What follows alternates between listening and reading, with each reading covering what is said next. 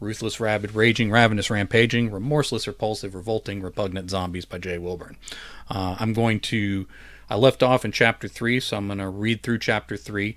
There is one piece of business I want to add here in the first chapter, if I can find where that went.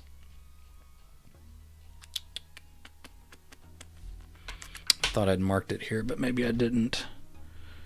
Alright, I want to find where... There we are. Okay. Alright, this is going to be a little gross, so anybody who wants to dive on out now, let this serve as your warning, I guess. Okay. This had to end. That's it, that one line. That's all I wanted to add. Alright. This had to end. He reached down for the utility belt again.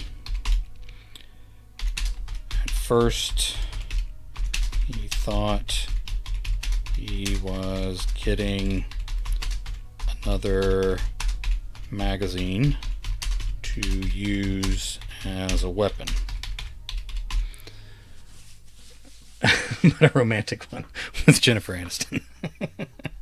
I did introduce who might have appeared to be a romantic character, and a very rom-com sort of situation where he's bumbling about and somebody laughs at him.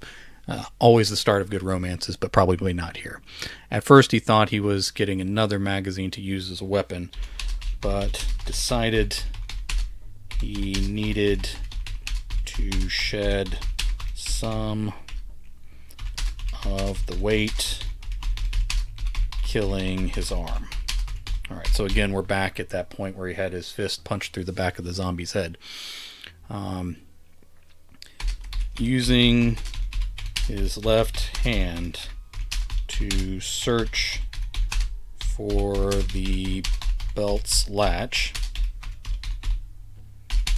because his right hand was busy poking through the back of the dead zombie's head. He grabbed a little low and stuck his hand through a rip in the filthy trousers. It wasn't just that the limp thing he grabbed. No, I already said grabbed, didn't I? Okay, the limp thing he clutched was cold. It was also slimy.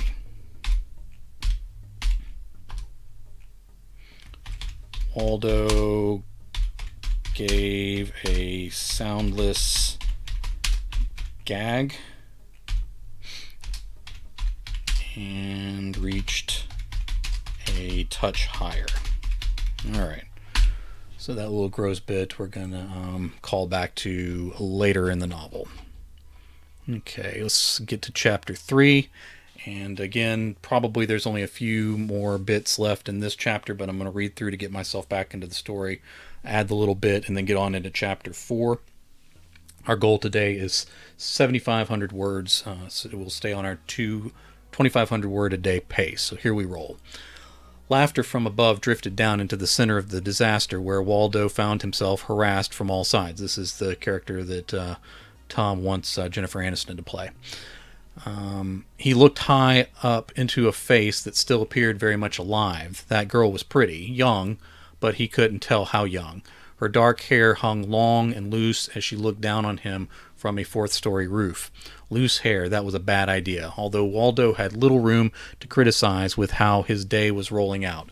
He had just handed some zombie a weapon to beat him up with, hadn't he? Then there was was that business with the cold noodle groping back there at the beginning. All right. Nothing funnier than a joke where you accidentally grab a zombie by the groin. Still, long hair hanging loose was an invitation to be dragged to your death by the undead. He wasn't close enough to say for certain it was a girl laughing at him as he fought for his life. Could be a young man. Could be non-binary. Waldo had no problem with that sort of thing. Over the years, he had met many survivors with that identity. A lot, in fact. So many that he wondered what made them special in the apocalypse. He supposed they had been natural survivors fighting to live even before the end of the world. The important thing was that this was a living person in the midst of a dead city with him. He knew why he was here, but why was this other visitor around? Why was this other visitor around? Let's say just for the entertainment. All right, let's change that H to an N just so it's an actual English word. Okay, just for the entertainment. The person above with their loose hair stopped laughing. All right. Yesterday I couldn't put any EDs anywhere. Now I'm missing my INGs. Turned her head and vanished from sight. More movement from the same spot. More bodies. Those did not have hair, and some were missing their scalps. Waldo listened for a scream, but only heard the growls and moans all around him. Then, bodies flung themselves backward and flipped over the side. They fell to the sidewalk and burst open, flinging rotten splatter far enough to speckle Waldo's face. A few of the bodies managed to keep... Oh, I want to put a foreshadowing in here. Fortunately, his mouth was clamped closed, so he got none of that grossness in there. All right, so something bad is coming up here in this chapter that will foreshadow that moment. Okay, let's say always protect your mouth. All right. A few bodies managed to keep crawling after impact, and they keyed onto Waldo's location. Come on, he muttered. More bodies took to the air and twirled toward the street. Waldo took to his heels. Oh, there we go. I got two tooks. More bodies flew into the air. All right, there we go. Waldo took to his heels and fled the undead around the street and the ones falling from above. Again, he tarried far too long.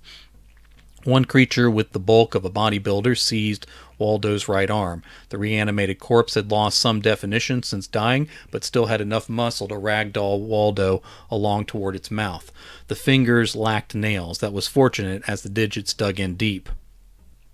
Let's say to his right arm, already covered in zombie brain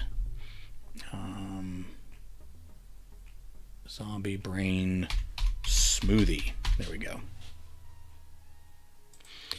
It probably just meant this bulky zombie had grabbed and ended many people in the past, leaving its fingernails in those meals. Okay. Waldo imagined in life that this hulk of a man spent a lot of time flexing in mirrors and arguing about the benefits of the keto diet. I probably misspelled that, but that's okay. Waldo tried to pull away, but felt the futility of it almost immediately. At least I made someone laugh one more time before I was done, he thought. The bodybuilder cadaver opened perfectly white teeth. They had to be capped, but that wasn't going to save Waldo now.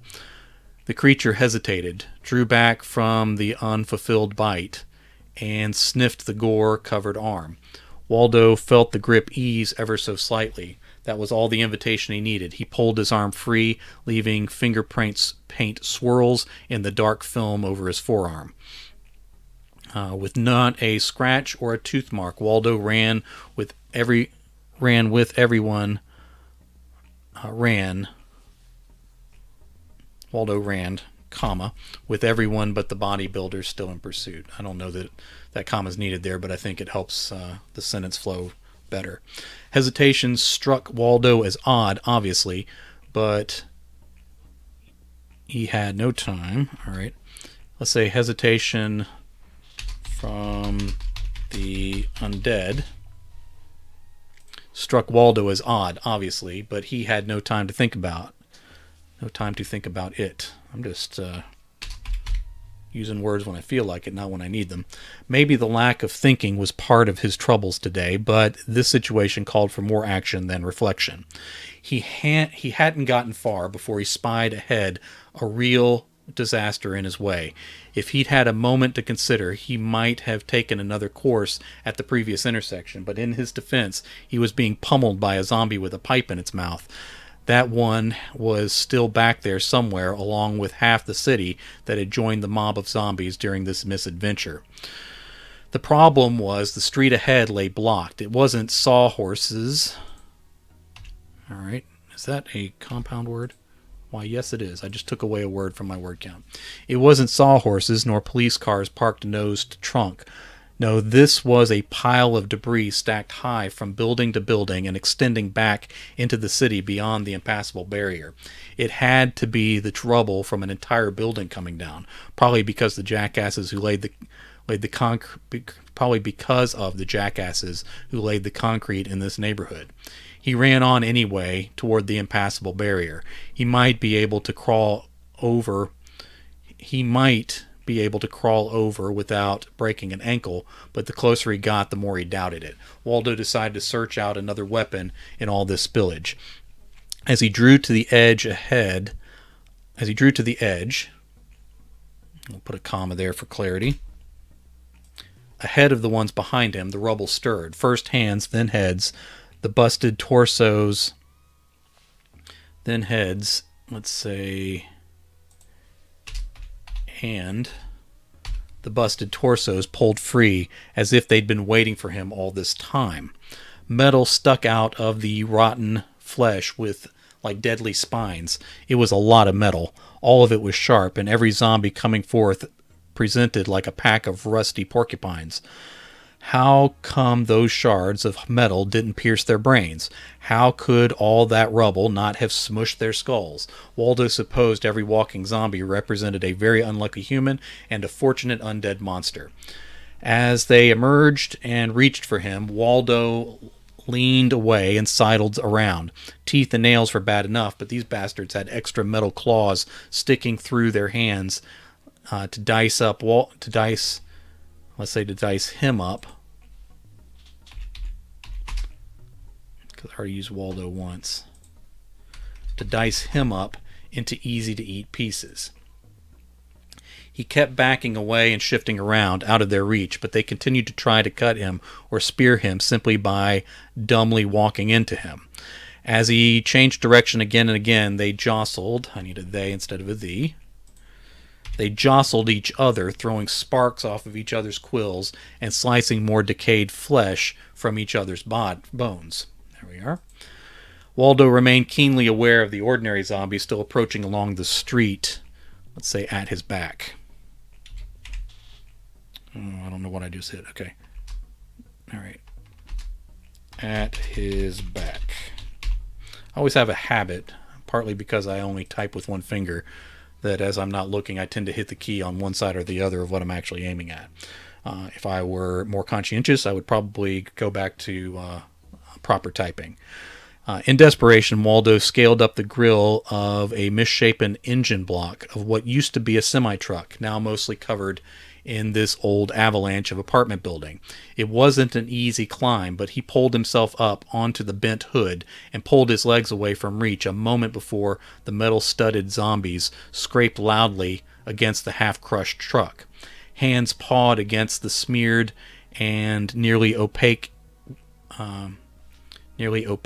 glass inside the cab's windshield. Jesus, Waldo breathed. Someone was in there when all this stone came pouring down. They died trapped inside.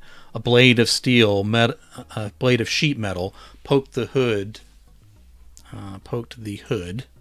inches from Waldo's finger. Drawing back, the shard dug a silver scratch through the faded red paint job. He pulled his hands toward his body and then climbed over the smeared glass to the roof of the big truck. The metal surface started to crumple under his weight. Waldo stood with his knees bent, prepared to jump, but he hadn't surveyed where to land yet. The metal popped a couple more times, but didn't feel like it was going to collapse. He could feel the hands hitting the ceiling of the cab under his feet, but that was it. This might be a good spot to rest for a minute, he thought. Something hit him in the back of the head. Waldo crouched and turned, but there was nothing and no one there. How could one of them get up here? All right, I need a question mark there.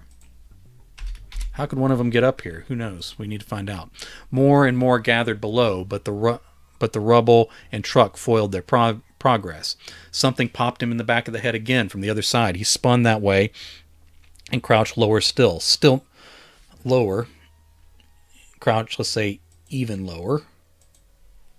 I'll need two stills there. Even lower. Still nothing. The metal under him crinkled. He thought maybe someone was throwing stuff at him. It couldn't be a zombie, but maybe it was the girl from earlier. She had sort of thrown zombies off the roof at him, hadn't she? He listened for her laughter as he watched for another thrown rock. It was impossible to hear anything over the growls below, the creaking and popping of the metal truck, the shrill screeches from the metal sticking out of those zombies, and some other grinding noise he couldn't quite place. All right. Getting back up to where we left off. He finally raised up again, only to see zombie feet all around him. Waldo flailed his arms, trying to get away from them, but the feet kept kicking him. He couldn't make sense of it. Finally, he looked up by accident and saw two zombies. Two frail zombies, let's say, hanging from nooses off the leaning power pole and transformer box above. He stared in wonder at their bulged eyes and the loops of rope pulling deep into the strained flesh of their necks. I need to start paying more attention to my surroundings before I end up. His words cut off as one of the zombies' big toes slipped into his open mouth. He unconsciously tried to swallow his own tongue to avoid tasting this terrible thing, but it was far too late. Not only did he taste far worse, not only did he taste some horror, far worse than any rotten meat he had ever imagined, but, right. I have a ton of editing to do after this, but everybody should be editing after NaNoWriMo. But his tongue also explored the texture of the rough and billowing fungus under the toenail. The stuff was hard and yet chalky. It had grown so thick, either before or after the hanging man died, that it had lifted the nail up at a severe angle. The rough edge of the nail tickled the roof of Waldo's mouth. Waldo gave a horrified groan as he threw his head back and pulled his lips off the light blue toe and raised yellow nail, let's say, with a kissy smack. There we go. All right. As expected, the cluster of toe fungus under the thick nail was stark white, but he didn't expect that excessive growth from the nail bed to look so much like cotton.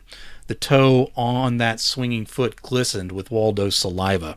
He bent over, and his body did its best to heave up everything he had ever eaten his entire life, but his stomach was empty, so only one clear strand of drool strung from the surface of his tongue to the from the surface of his abused tongue to the metal roof, let's say between his hands.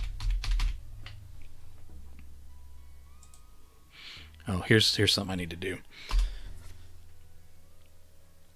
He reached up to wipe his tongue off with his bare hands, but then stopped himself at the last instant.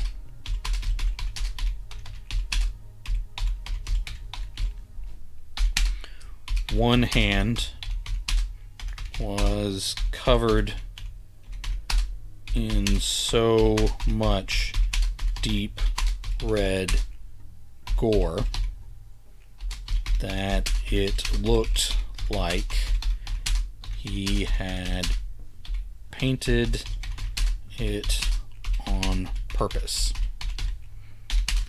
The other hand looked fine, but he remembered giving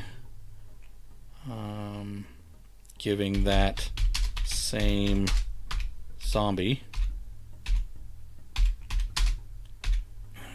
he remembered giving a zombie an accidental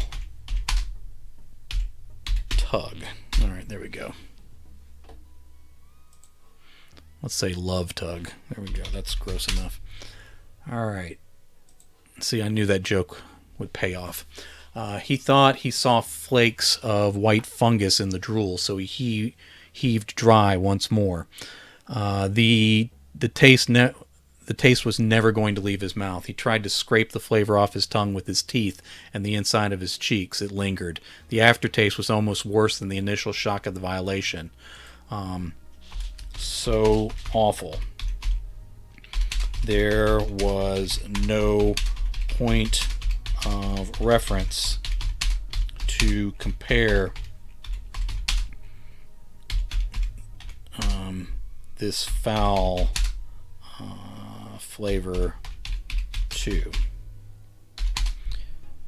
If he had to guess, he'd say it was close to baby shit and spoiled shrimp. All right. If you're going to be gross, you got to gross it up, right? All right. Oh, God, he gagged. Oh, God in heaven, I have to be infected now. Maybe no one in history had ever become a zombie in a worse way. The ropes continued to creak above him, and their odd shadows danced around him. Waldo threw his arms in frustration, striking the shins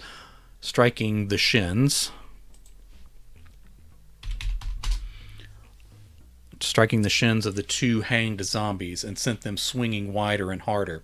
One rope snapped and the zombie folded down beside Waldo. Of course, it had to be the one that made Waldo suck its toe.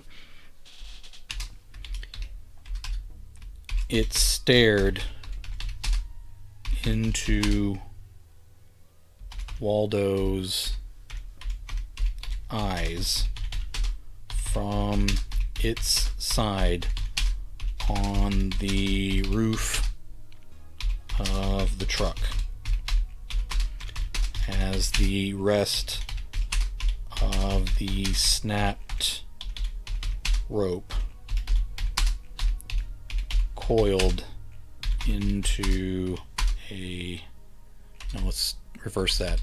Rope puddled into a coil between them.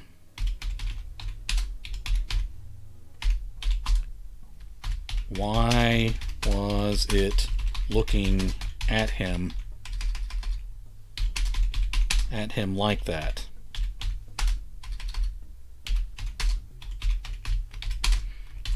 The zombie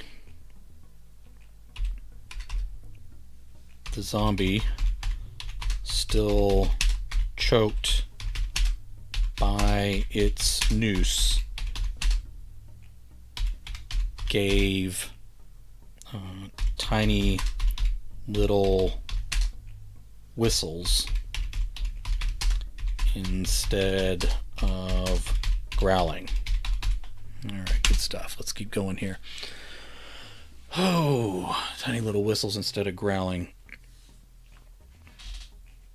It's swollen.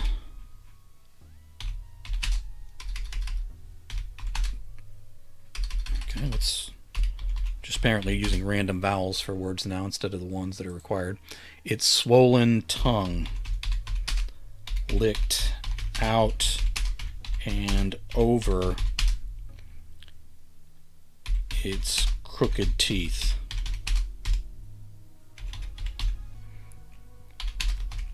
Why was it doing that? Waldo hated this. The zombie was behaving weird. It was too intimate, too suggestive.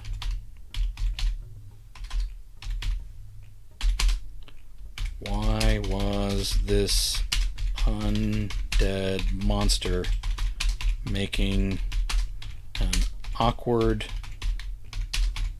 situation even worse? All right. It raised itself up slowly and reached one arm over. Of course, it wanted to eat him. All zombies wanted warm flesh, but this looked more like a hug, or like the creature with the glistening toe wanted to cuddle. As it leaned into Waldo's face, it stuck out its black tongue again and wiggled it from side to side.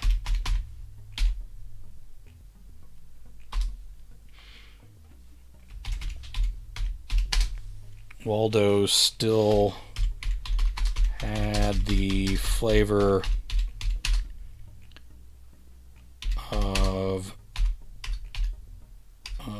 old vinegar and used gym sock in his mouth. He growled as the zombie whistled at him. Waldo kicked,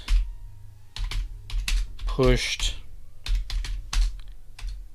and shoved the creature. Waldo kicked, pushed, and shoved the creature away along the crumpled metal. All right.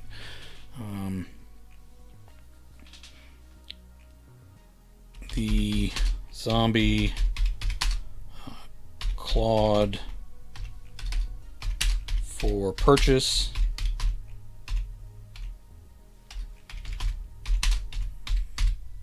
but kept sliding. I don't need a comma there, but kept sliding.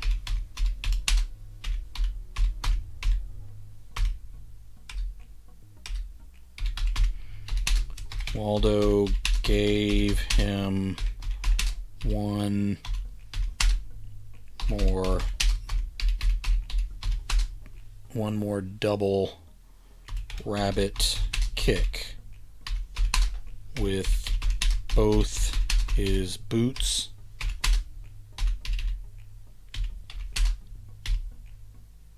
into its face, sending him down into the arms of the packed mob of zombies around the front of the truck. Okay. The rope, okay, let's say the broken rope, snaked off the roof after the creature. There was a pause, and then the rope pulled away faster.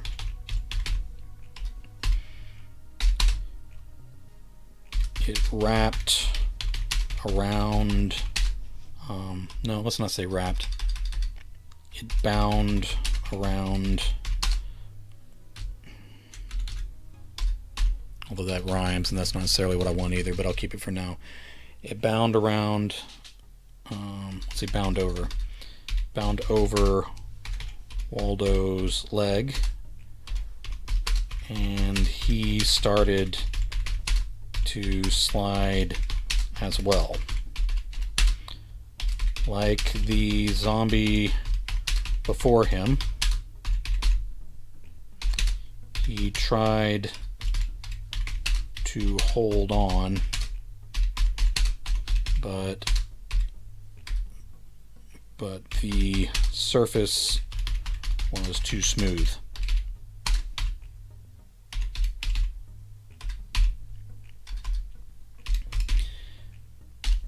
Alright, but the surface was too smooth.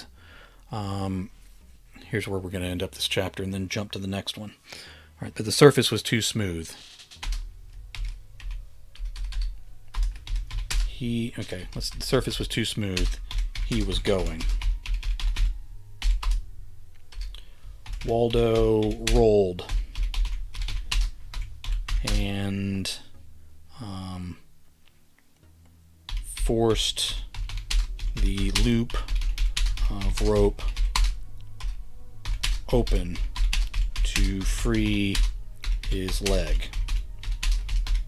The writhing and reaching zombies got the rope, but not him. Not yet. But he was still sliding.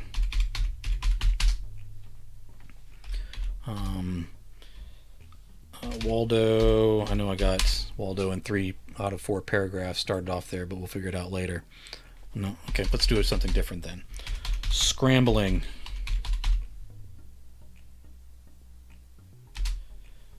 Scrambling for anything he could grab.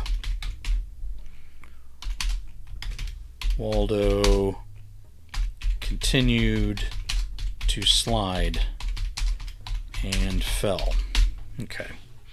Now this will begin chapter 4. Oh no, he fell. Where is he going to go? Well, let's see. I'm in charge of this. Let's find out what's going to happen. Obviously, I'm only 5,800 words into this, so it doesn't appear that I'm going to end it with this guy dead, and we'll just watch the zombies walk around for 45,000 words. So let's see what I'll do. Waldo did fall. He had no real choice on that. Sometimes you fell. Sometimes you fell. Sometimes you accidentally grabbed a zombie by his dick.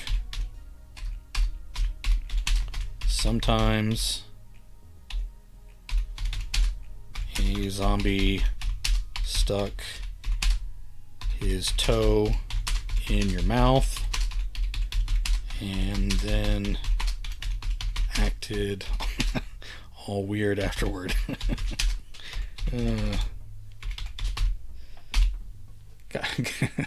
Guys who laugh at their own jokes are not cool. Where's Waldo in your face? With that double kick, I guess. All right, acted weird afterward. All right. He did decide where he was going to fall, though. Instead of into the waiting teeth of that mob or the hard piles of rubble, he rolled and fell behind the truck onto its flatbed.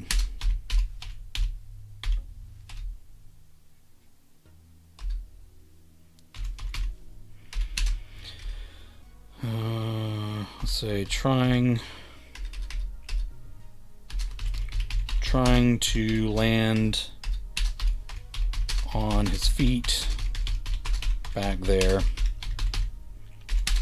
He didn't quite turn in the air as much as he hoped. Fortunately,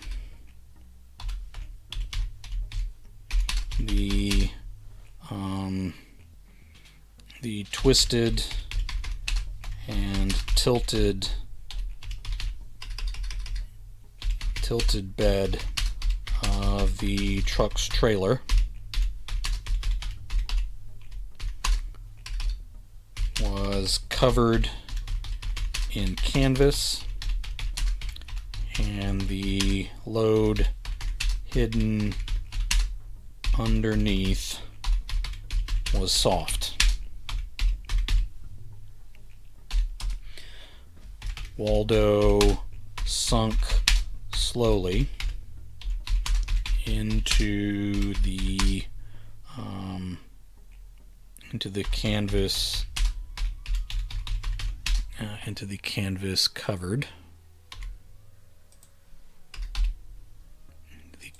covered items.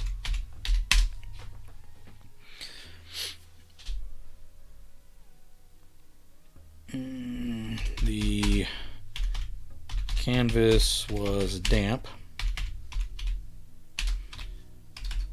and whatever was underneath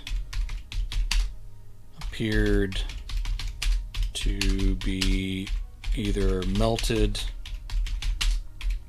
or long ago rotted into a near liquid. Lucky for him, except for the swamp gas smell released between the seams stunk almost as bad as his mouth tasted. Alright, good stuff. Let's keep rolling here. Almost as bad as his mouth tasted. Okay. Alright, let me get back to where I am here.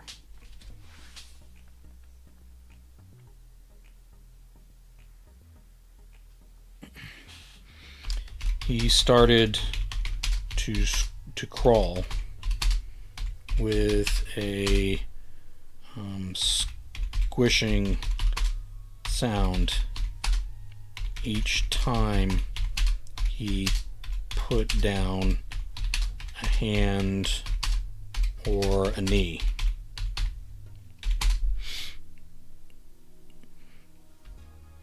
He imagined he was I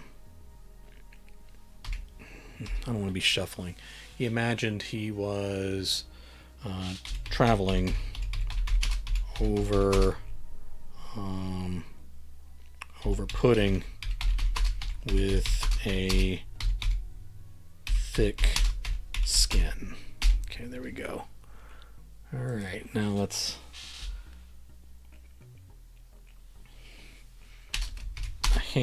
okay, let's go. A hand reached out from under a flap of canvas to his left.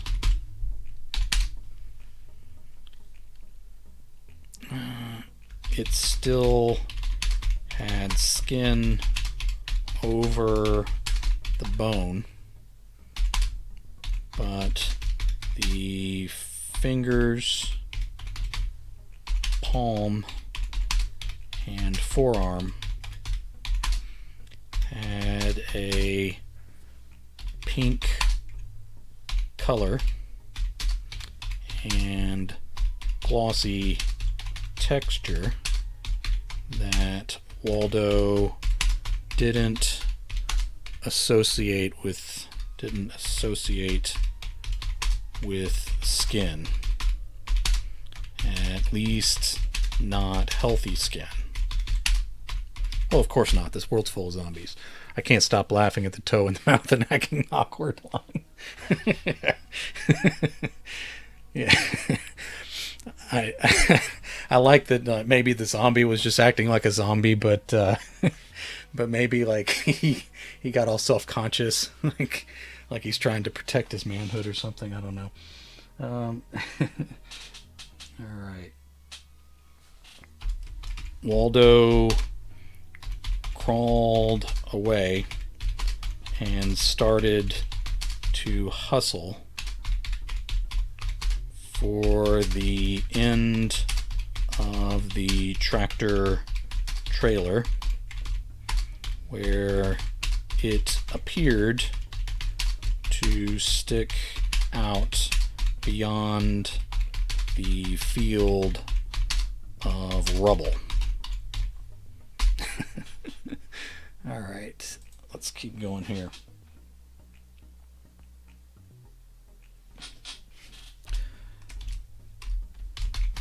The pudding was moving, undulating, twisting.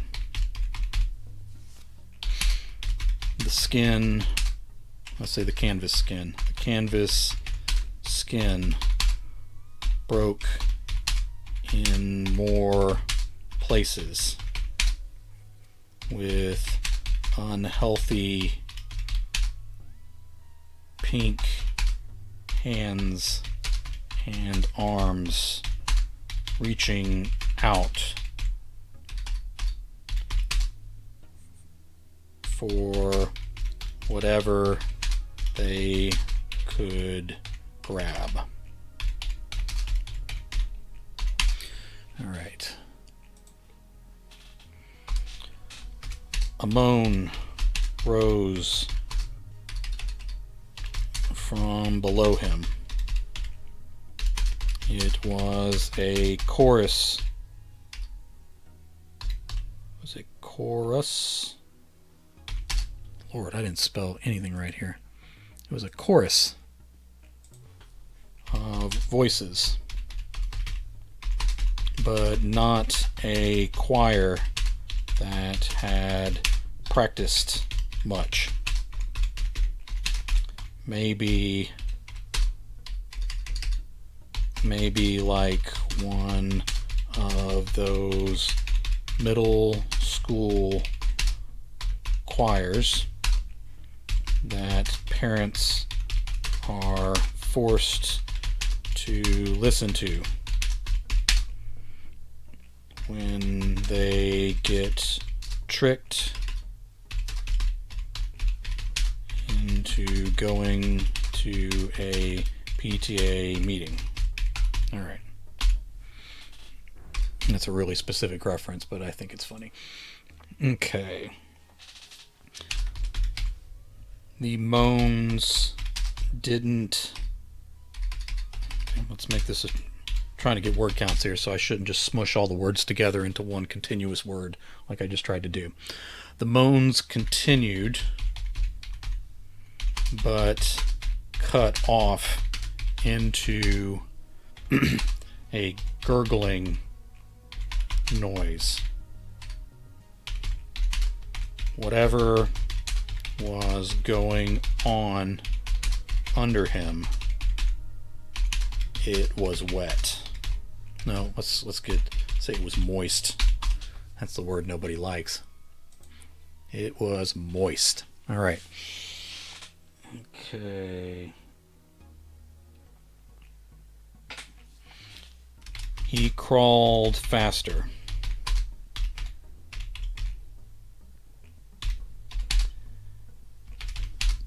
As he clawed himself forward with his left hand, he tried to propel himself with the right.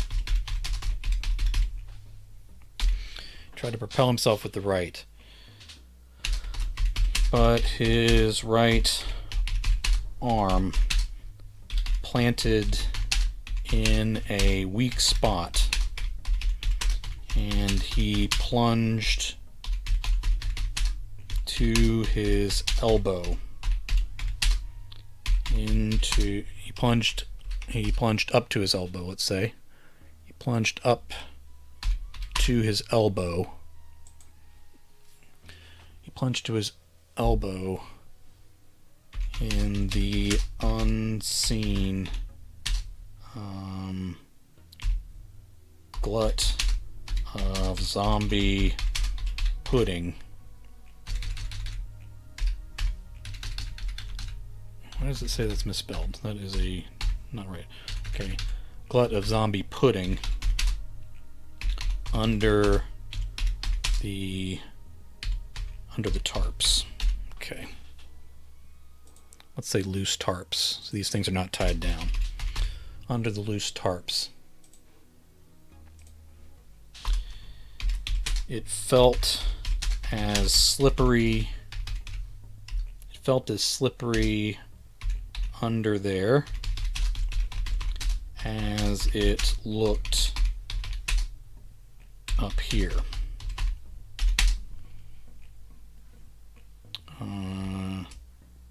He heard and felt the squeaky wetness.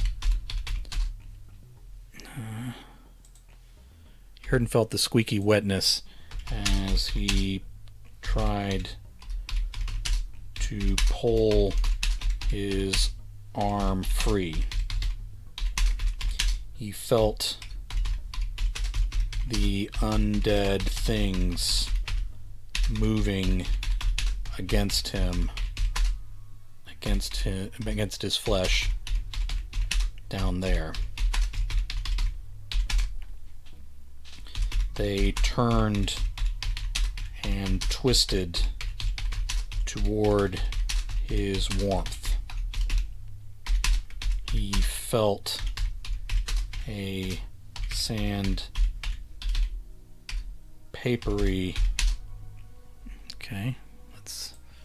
sandpapery tongue drag over his wrist and between his fingers. Alright, trying to make this a little less comfortable than your average zombie story. I don't think this is the kind of stuff people like or used to when they think about zombies. He felt a sandpapery tongue drag over his wrist and between his fingers. It was shockingly dry compared to all that filmy flesh below him.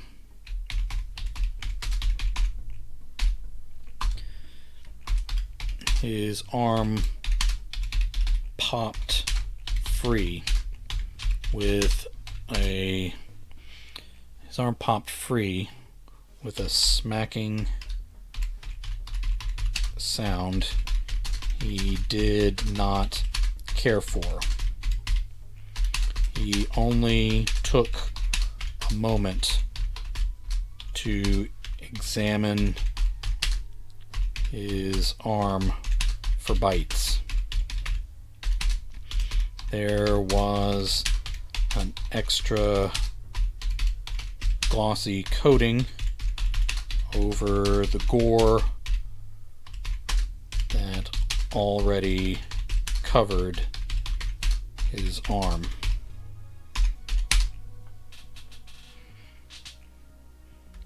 It reminded him of saliva, and that had bad connotations for him now. A few gurgling heads pulled loose from the soupy world below.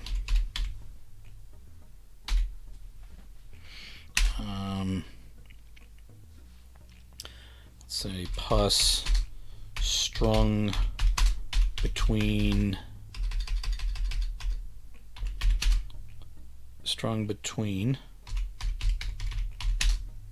their shimmering lips as they opened their mouths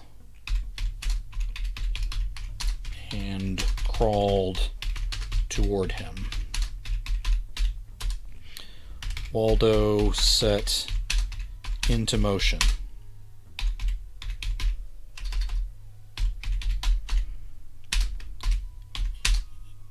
Let's put into together. Alright, set into motion. Alright. He ended up pulling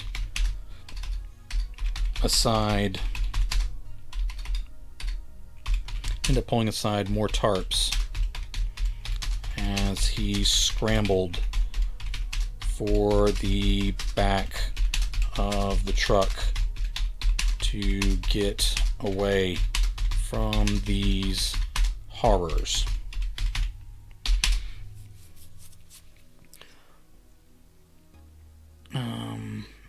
Bodies rose off one another and slid against each other with a muddy, crackling sound.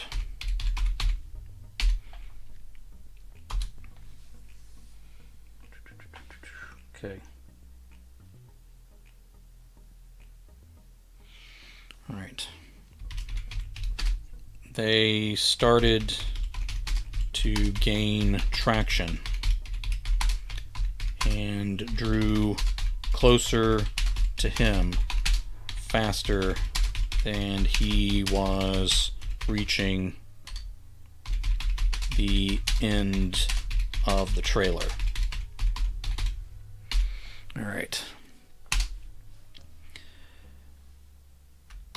He was used to the blue, green, and gray tones of zombie skin. Yep, zombie skin. He had seen for many years now. These festering things sitting under these tarps together for all this time had an infected wound hue to their flesh, to their naked flesh. They were like raw, festering skin underneath a Band-Aid that desperately needs the air and sunlight to dry up and heal. Zombies didn't heal though, and the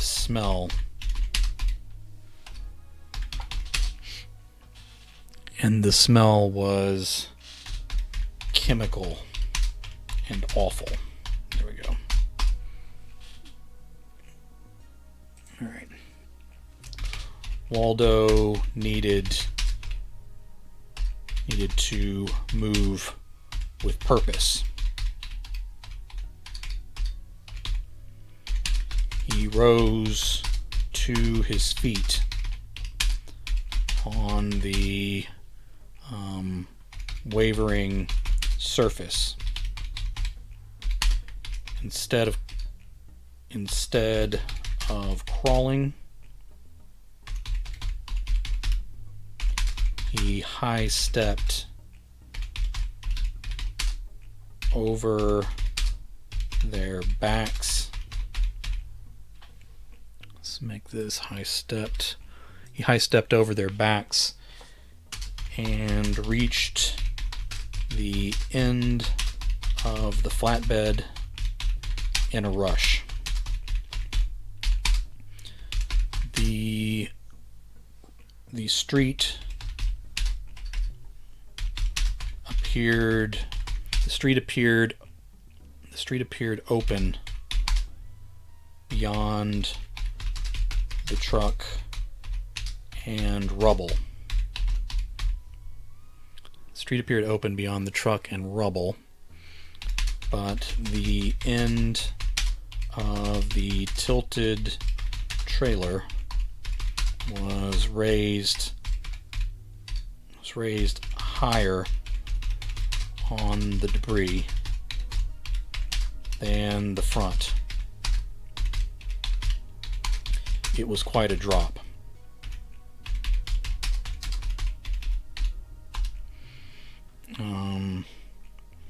Slimy pink zombies crawled up behind him,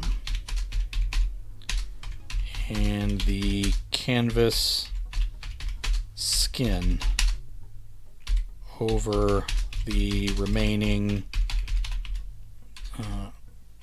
bodies shifted back and forth under him.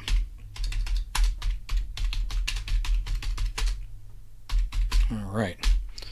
Thought I was going to get further in the story than I did, but I'm hitting 2,500 words pretty fast here. Okay.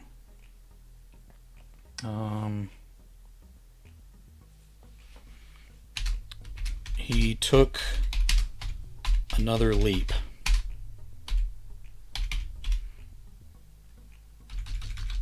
Alright, he took another leap. Alright, I think I'm going to do a new paragraph there. I think I could keep those two together, but I'm going to break it up. Smaller paragraphs are better sometimes anyway. He landed on his feet this time, but the impact jarred up through his bones, hurting his hips and shoulders.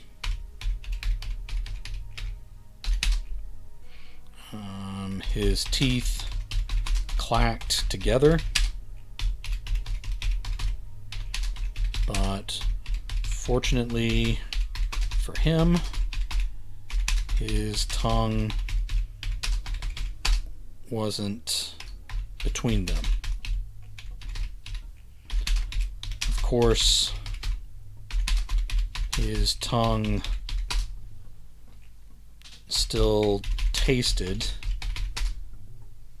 like how he imagined it would be to lick an unwashed elephant's taint. Maybe biting off his tongue would be a relief at this point.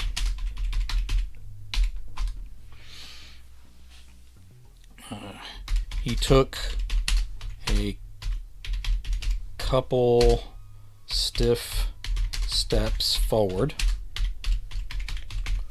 when the rumbling started behind him. Waldo turned to see what he assumed was the rubble shifting again, but he kept walking backward. No shifting rubble. This was worse. First one pink body, and then another spilled over. Then another fell to the asphalt with a splat, with two splats. Two splats. The pair shifted and turned toward Waldo, leaving a snotty snail trail under them.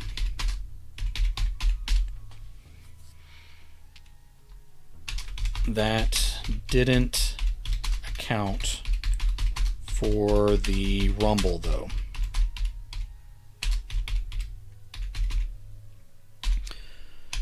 The trailer back, say the trailer's edge above his head shook and shifted. Then a wash of slimy undead bodies poured out from under the canvas material.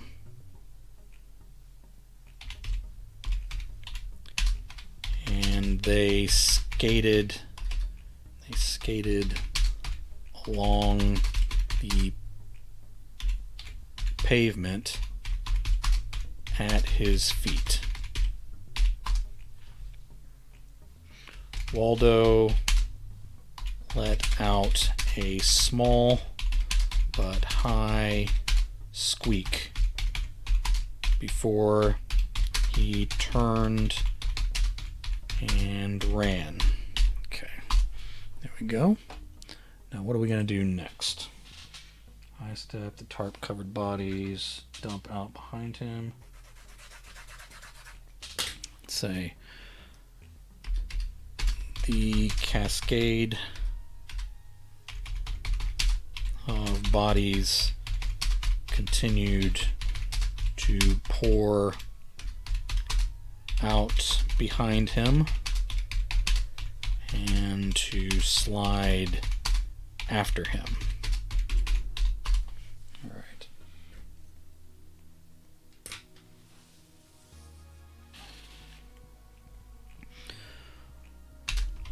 One of them tried to stand off to Waldo's left. It slipped on its own gooey feet and burst open on the pavement.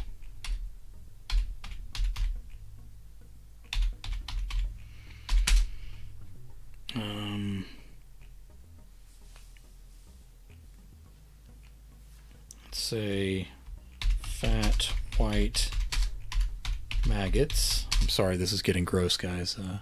We were talking about zombies, though. Fat white maggots spread out in the sun through the pink mash of what used to be a body, a human body. The arms, shoulders, and head crawled toward Waldo, leaving the rest of that mess behind.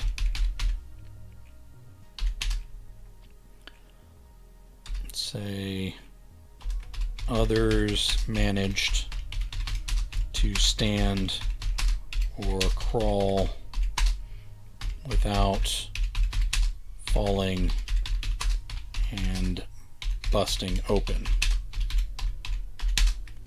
Waldo kept going. Alright. What are we going to do here?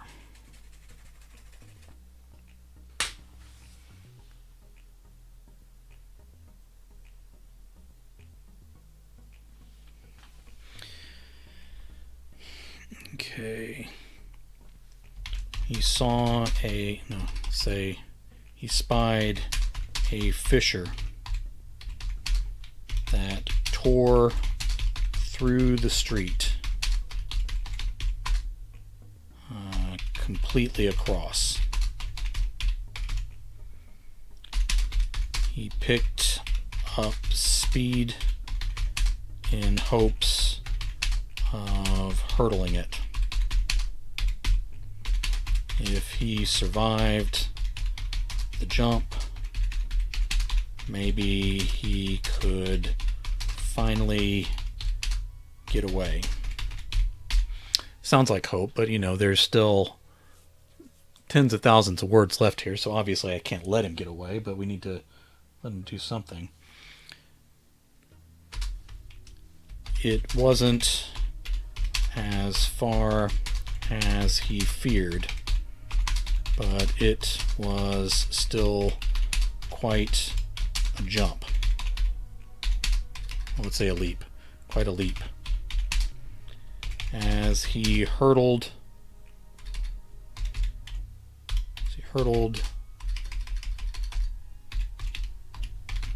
the open ditch,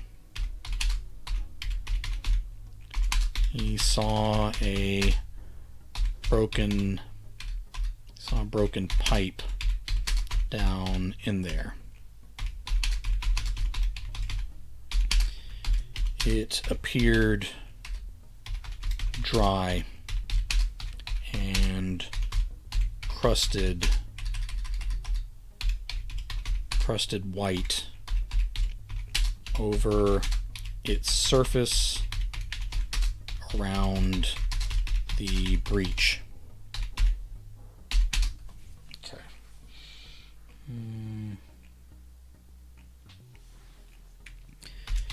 He landed fine and took a moment to drop his pace to a stroll in order to catch his breath. Alright. Kind of close to our 7,000 word mark, but I need to make it to 7,500. Alright, he landed fine and took a moment to drop his pace to stroll in order to catch his breath. Zombies slipped down into the fissure behind him and struggled to get back out with their slimy limbs. Okay.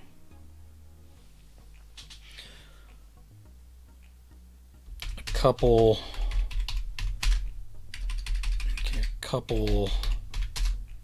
snapped their legs in the fall.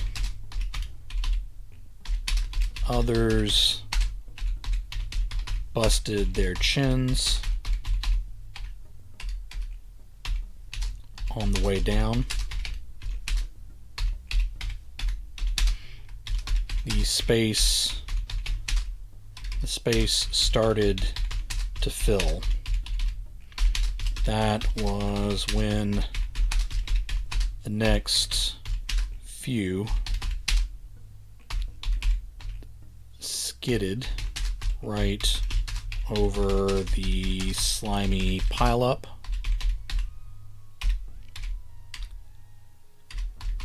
and continued crawling after him.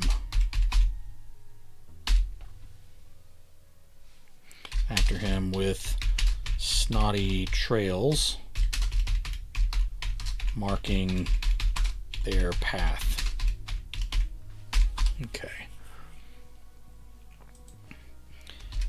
He sighed and picked up his pace to a jog. All right. There we go. What are we going to do next? Zombie snaps their legs.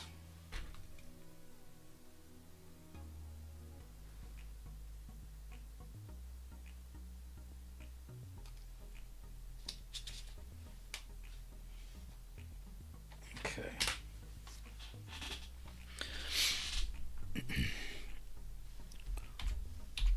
Waldo topped the gradual rise of a hill in the road. He stopped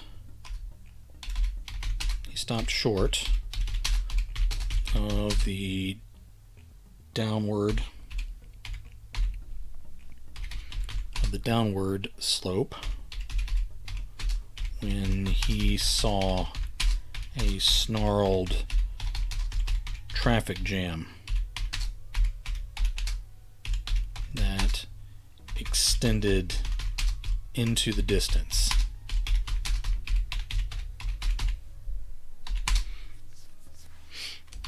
Looking from side to side, the cars and passenger trucks. The cars and passenger trucks filled the street, and even the sidewalks on both sides.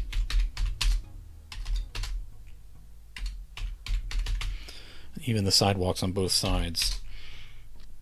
Vehicles sat against the buildings themselves and crammed in around each other so that there was no room for anyone to even open a door.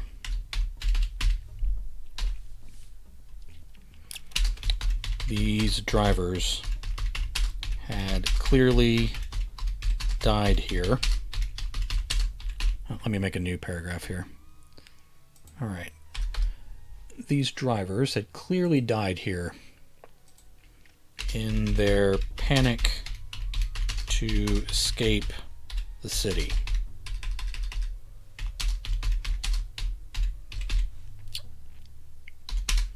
Waldo sympathized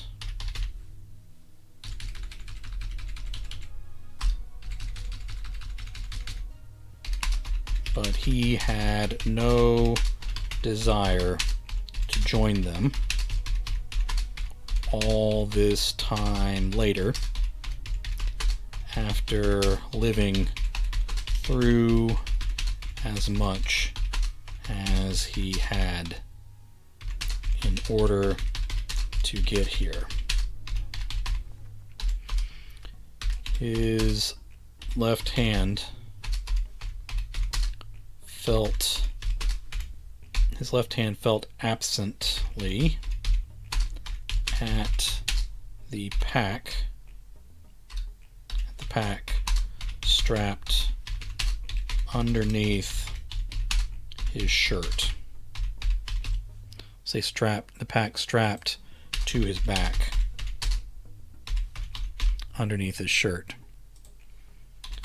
Even if he decided he wanted to give up, this stuff was too important for that. He looked to the buildings for doors, windows, or alleyways that might show a narrow pass to get by all this. As he watched,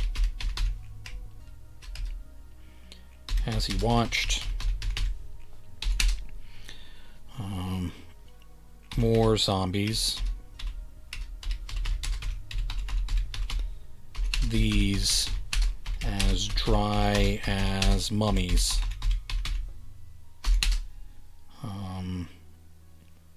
formed in the shadows, and then crept out into the light. Zombies tended to move slowly.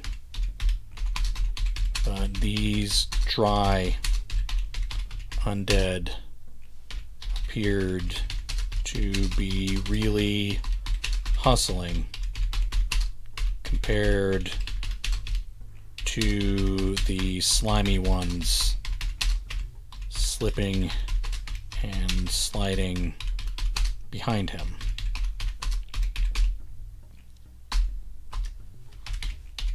Waldo shook his head and trotted toward the backs of the first vehicles in the jam that seemed to go on forever into the distance.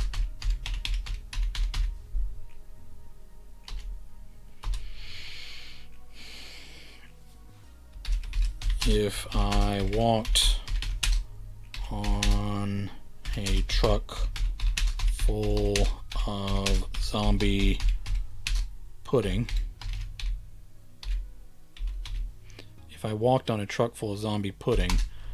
I can slip between or over cars, can't I? Alright. You would think so, wouldn't you, Waldo? Let's see if you really can. Oh, I got some sunlight coming in from over there. Let's make an adjustment here. It's not exactly where I want the camera, but maybe it'll keep it out of the sun there. Alright. Okay, if I walked on a truck full of zombie pudding, I can slip between or over cars, can I? Alright, let's see if you can. He stared down the wavering line between cars.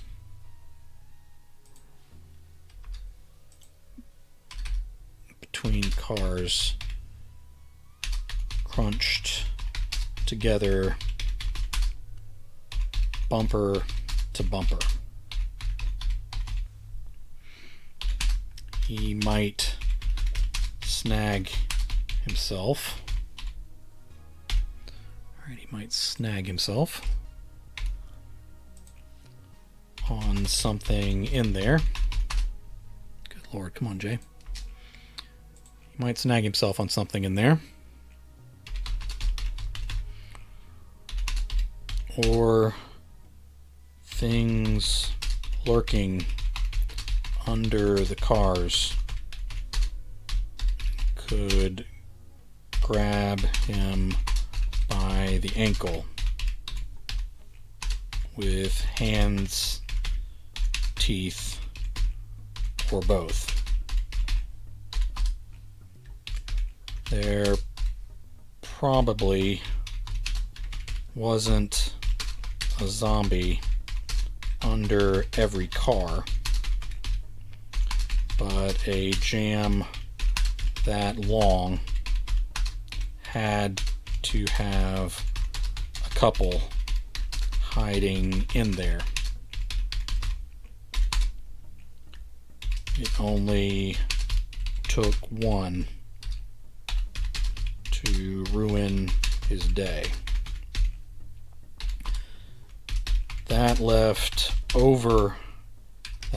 the option of going over the cars. And while that probably would sound fun to a couple crazy kids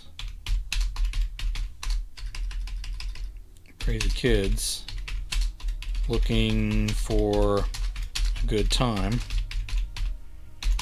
it only took one slip to break a leg, and then he'd be done for,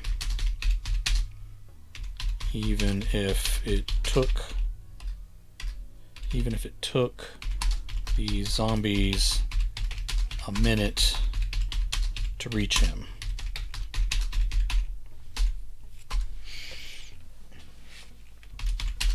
He clicked his tongue a couple times,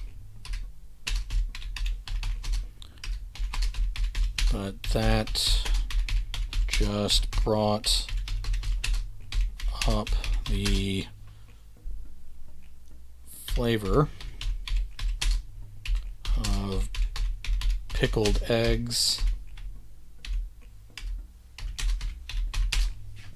It brought up the flavor of pickled eggs and hot dog water. There you go. Okay.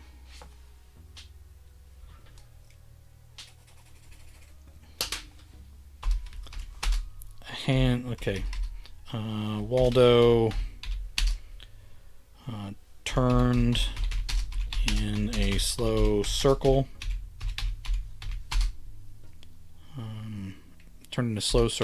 Seeing the dry and wet zombies closing in.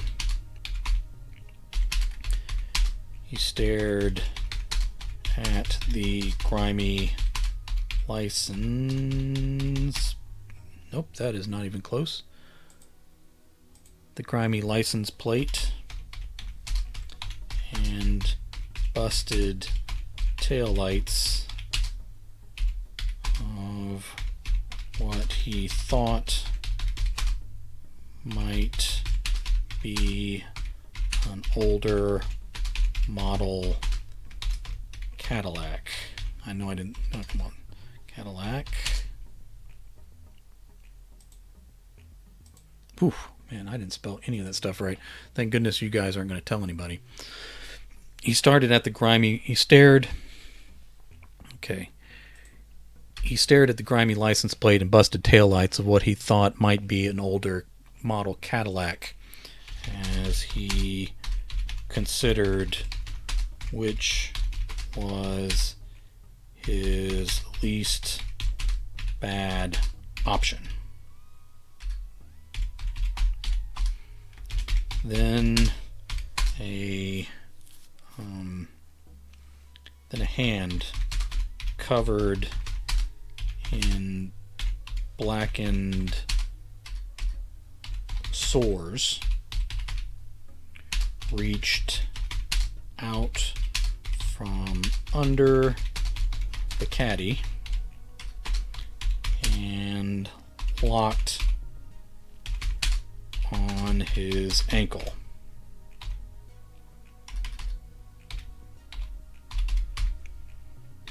The throaty growl of the zombie under that boat of a car echoed. Okay, we'll say it echoed. All right. I'm going to come to a stopping point here real soon because I'm at my 7,500.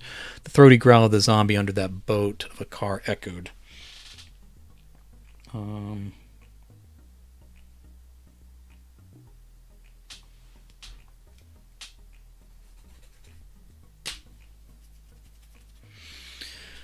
Okay.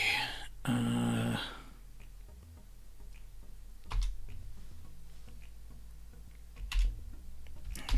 F me. Waldo growled back. He shifted and twisted from side to side. until two white fingers snapped off the hand and bounced away. He broke, okay, Waldo broke the unseen zombie's grip and escaped upward in a hand over foot scramble. It appeared the choice had been made for him. Over it was. His, okay.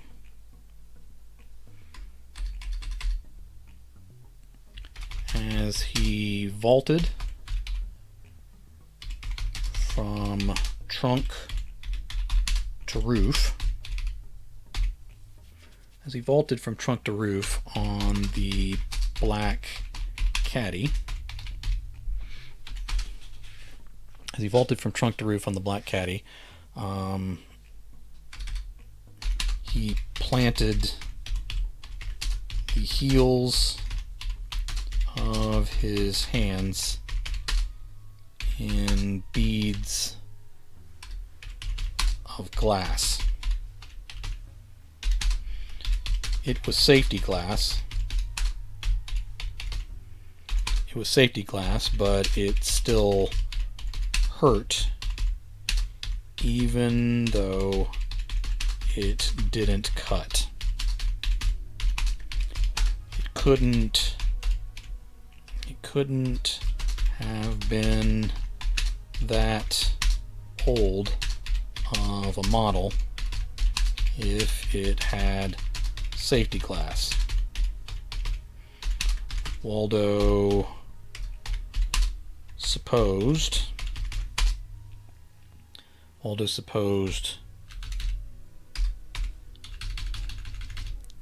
every car was an older model now. Everything was a classic.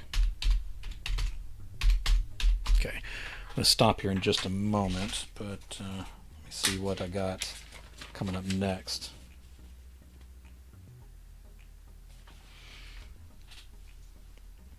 Okay, off the caddy's roof, over the hood that was broad, over the hood, off the caddy's roof and over the hood that was broad enough, off the caddy's hood, okay, off the caddy's roof, and I don't want the caps lock, and over the hood that was broad enough to picnic on.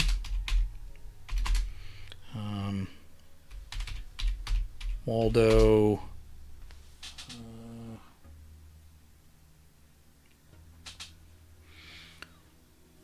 made to step onto the rusted trunk of what he thought might be a Chevy.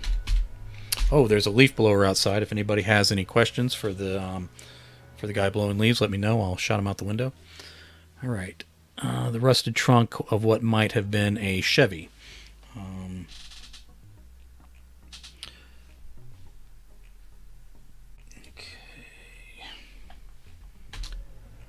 A number of hands reached up from between the caddy's hood and the Chevy's trunk to swat at Waldo's legs. And we will stop there. All right. Ask if he uses 220 or 221. Ask if he uses 220 or 221. I don't understand that. You're going to have to explain that to me. I don't know if that's a car thing. I really don't know anything about cars. Okay.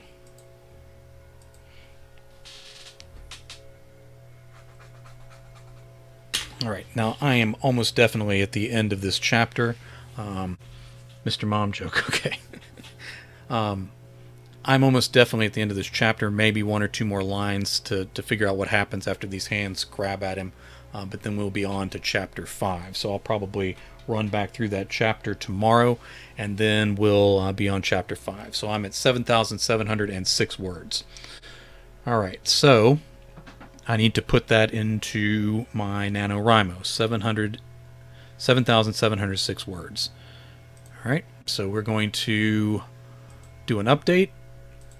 Total words, 7,706. I already know for a fact there are several people going up around me. Okay, I will say that I am happy with that, and I'll update my progress. 7,706 words. Now we will take a look at my buddies. So let's see where they are. And of course, what is a NaNoWriMo checkup without leaf blowers around you? That's what I always say. Alright, John Quick. We'll take a quick look at him. John Quick, a accomplished author, is at 10,323 words. How can you not be happy with that? John Quick moves quick through his NaNoWriMo, and he's writing a story called Beneath the Surface. So very exciting for him, proud of him, and he always does very well with NaNoWriMo. Tom Duffy is making quite a show, so let's jump on in, and I mean that in a positive way, not like he's showing out. All right, let's take a look at Tom Duffy. Again, he's writing The Light Fantastic, and he is at 9,474 words. Looks like he's updated for today, and well ahead of pace. So good going, man. Not a show off. No, not a show off. Doing just fine. Peter Germany. I can't remember where he was yesterday, so I'm not sure if he is updated yet or not. He is updated for day 3. He's at 7,059 words, so pretty close to where I am, and definitely well ahead of pace, and he's doing Slice by Night, so good job for him. I want to give Ryan J. Pelton a shout out here. He is not updated for day 3 yet, but just from day 2, he was at 5,631 words on the DMIN novel. If anyone can find out what that stands for, let me know. Of course, I could just ask him if I ever remembered, but that would require me to remember. But doing well, and if he keeps up that pace and gets some words in today, then we are looking good over there with that.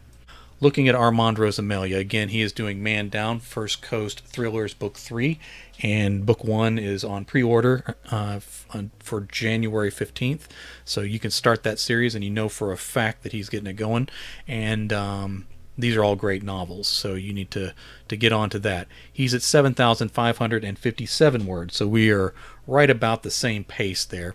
I'm not going to point out that I had 200 more words, because then he'll just freak out and start writing more, and I don't want him to feel like he has to do that, because he'll be well ahead of me soon enough. Probably tomorrow I'm going to take a look at some of Armand Rosamilia's books. I have them on the shelf. I could just pull them from there, but I'll probably bring them up here on screen. I don't want my books to be out of order, but just know that most of the books I'll show you I have hard copies of here in my house.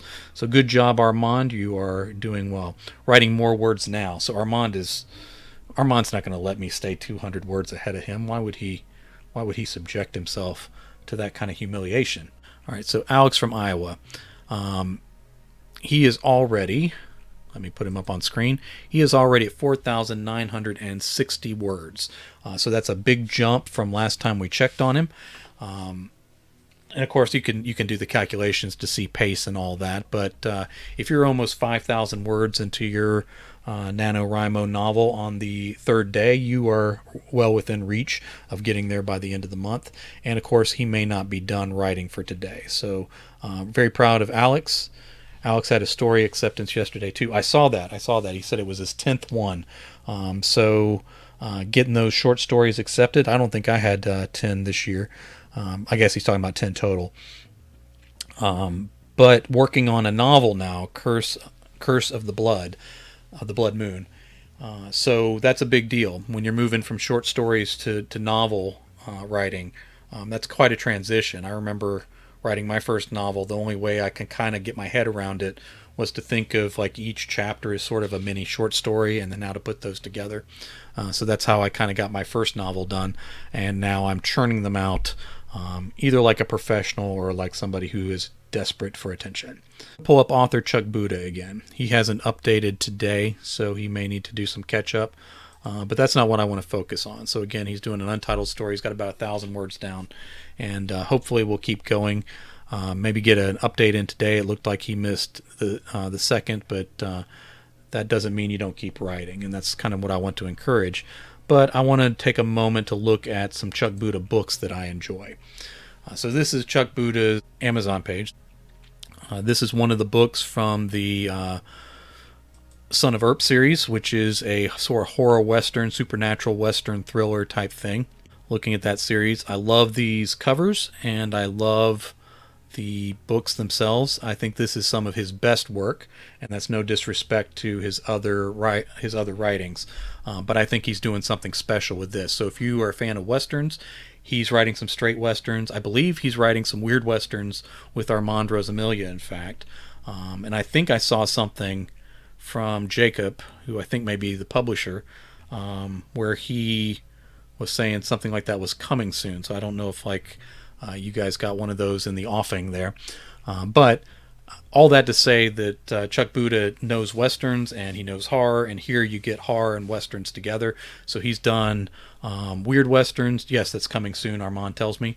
And he's toying with some straight westerns too. So I think those are coming as well.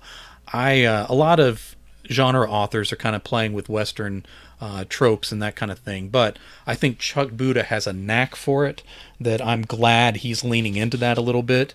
And unlike people that are just kind of playing with it, I'm playing with one right now, but I think he's in his element with a lot of that. So I highly recommend the Son of Earp series. Begin with Curse of the Ancients and then work your way on through that. You could really read them almost in any order, but the characters do progress, so I recommend reading them in order, even though each one stands pretty strong on its own. All right. Moving on back. Keyport Cthulhu books. Let's take a look at these. All right. This is Keyport Cthulhu 3, which I believe closes off the series. Armand Rosamilia is involved in this as well. It's his brainchild, in fact. And his daughter, Caitlin Rosamilia, is involved too. So let's take a look at the series, the trilogy whole. So we have Keyport Cthulhu 1, 2, and 3. Or Keyport Cthulhu, the original. Before I wrote Enemy Held Near with Armand Rosamilia, he had written a few different books that stood out to me. One was Chelsea Avenue, which I also believe is a trilogy. And he wrote these Keyport Cthulhu books. And he also wrote Green River Blend, which I also believe became a trilogy. And all three of those books I believe, showed his growth as an author at that point, because looking back now that we're getting back into like the 2013 realm, which feels like forever ago when you're talking about writing careers. But he showed I think a change in like the intensity of what he was writing. And when I looked at those books, I was saying, okay, that's the kind of thing that I want to write. And I think I even said that with him when we were talking about the plot idea for Enemy Held Near. I said, I want to write to the quality of like what you're doing with Chelsea Avenue. So again, good job there. I came here to talk about Chuck, but here I am talking about Armand Rosamilia. Weird how that happens. Okay. And there was one other that I wanted to look at that I thought was pretty impressive. Pay Up and Die is a great series. I could go through all of these, and I may at some point. But let's look at Boondock Butcher, because I didn't even know this one was coming. All right. So, read more. Yes, I do want to read more. Local legends aren't what they seem. Nestled within the remote Tennessee mountains, a small town hides an ugly secret. A bloody wound that has never healed, Chuck Buda tells us. Renee Hunter, interesting name, finds herself broken down on a dark, lonely road. That's never good for a woman in a horror story. A local Samaritan helps her out, but he may have just delivered her into the belly of the beast. That's how these serial killer things that turn out. Renee discovers that young women like her disappear in these woods. Now she must fight for survival, but the Boondock Butcher stands in her way. I love that cover. That is pretty amazing. When he shared it online, I thought that was pretty cool. Now this is up for pre-order, and I believe it's coming out November 23rd, it looks like. So I'm excited for this one. I didn't even know he was writing it, and I think it stands out. Armand is fine with me talking about him, by the way, so I appreciate that.